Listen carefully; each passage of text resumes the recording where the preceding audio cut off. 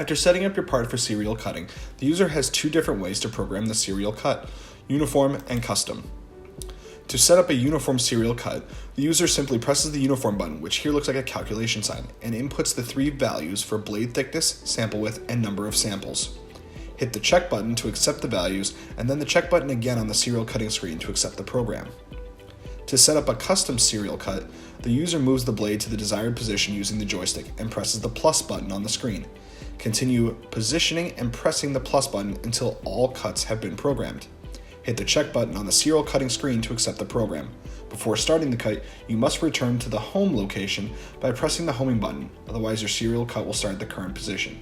For both modes, you can select individual cuts represented by the red lines and delete them by pressing the trash button. You can also change the direction of the cutting sequence.